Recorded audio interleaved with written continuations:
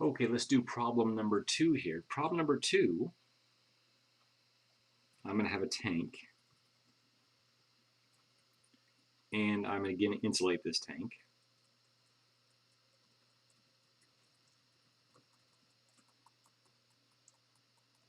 And I'm going to put a heater inside the tank. Oops, let's make it a red. Let's make it red. This is a heater. And the volume of the tank is equal to 7 cubic feet. And we're going to have a valve come out of here. And we're going to be releasing helium. This is a helium tank. Helium from the tank. Now, why do we have the heater in there? We have the heater in there because I want the temperature in the tank to remain the same.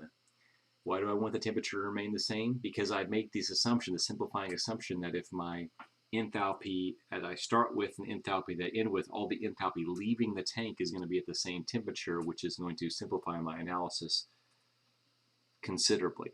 So let's say what we have at state 1. State 1, we're going to have a temperature 1 that's equal to 160 degrees Fahrenheit, and a pressure at 1 is equal to 30 psi. And finally, or state 2, we're going to have a temperature at state 2 which is equal to 160 because of that heater, and our pressure at state 2 is equal to 18 psi. Okay. And we want to know two things here. Number 1, what was the mass removed? How much mass was removed? And 2, how much energy was provided to the resistor?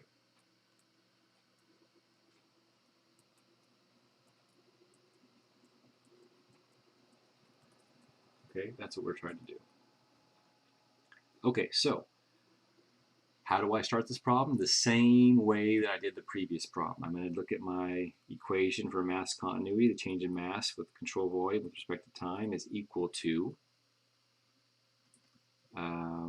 the summation of the mass flow rates in minus the summation of the mass flow rates exiting. Now again, this problem has no mass coming in. No mass coming in at all. And so we can eliminate that already, and we can integrate this between 0 and t dt, and between 0 and t dt. And this goes away, and we're going to end up here with this equation I've just simplified as mass 2 minus mass 1 is equal to this equation here, like we talked about, is going to be minus mass exiting. Okay, minus mass exiting. So that's what our first one is. I kind of skipped a couple of the steps we did before, but I think we can follow those integrals and how we did that if we pay attention to the previous lecture material. Now here I can't get rid of mass 2 or mass 1 because there's no vacuums in the situation. It didn't occur that way. Okay, now let's look at our energy equation. The change in internal energy with the control volume with respect to time is equal to Q dot minus W dot plus the summation of my mass flow rates in times my enthalpy in minus the summation of my mass flow rates exiting, enthalpy exiting. I've already gotten rid of all my kinetic and potential energy effects. Okay, now in this problem, we are going to get rid of, or we're going to integrate here from 0 to t dt, 0 to t dt, 0 to t dt.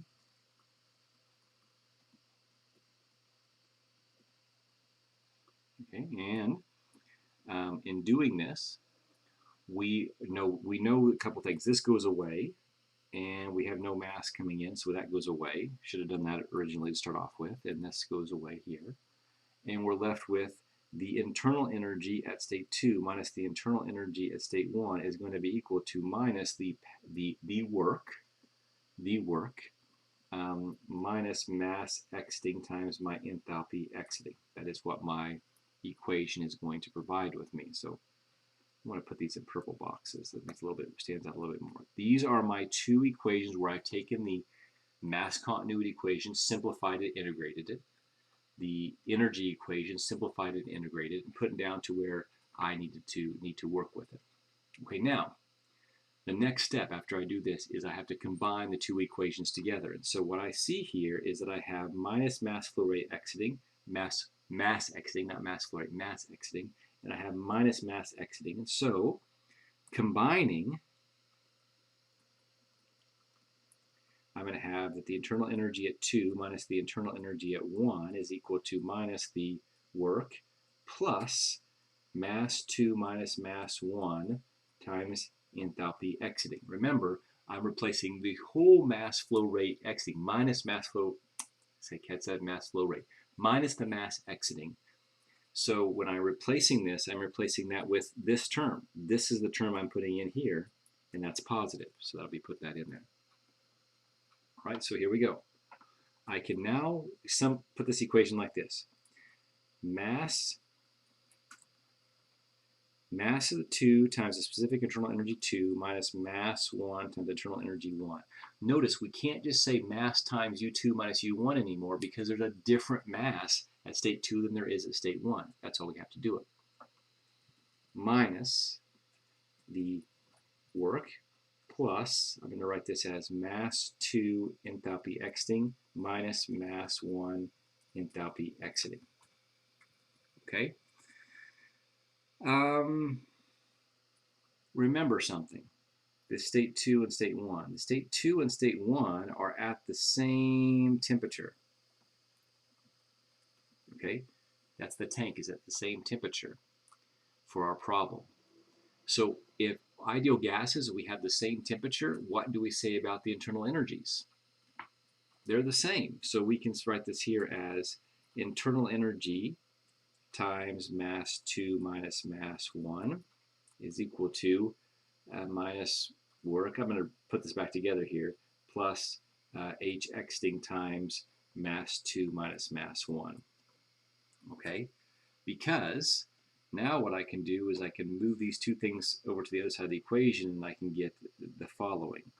I can get work is equal to H exiting times mass 2 minus mass 1 minus U times mass 2 minus mass 1, or this simplifies way down to H exiting minus internal energy times mass 2 minus mass 1. Now we've got that combined and simplified into our working equation. Okay. Now, this is helium. We can't look up helium, the internal energy for helium. We just don't have the internal energy for helium or the enthalpy for helium. We need to do a constant specific heat method that we're going to use to solve this problem.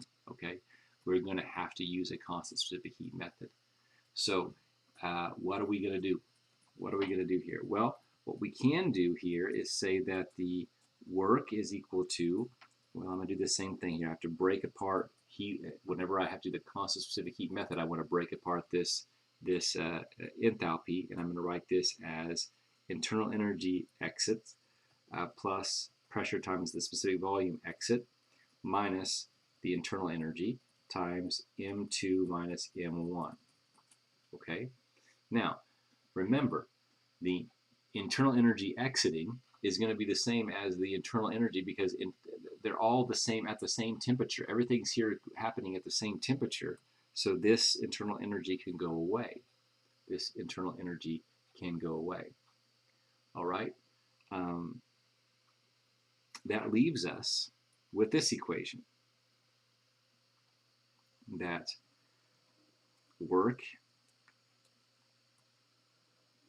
is equal to PV times M2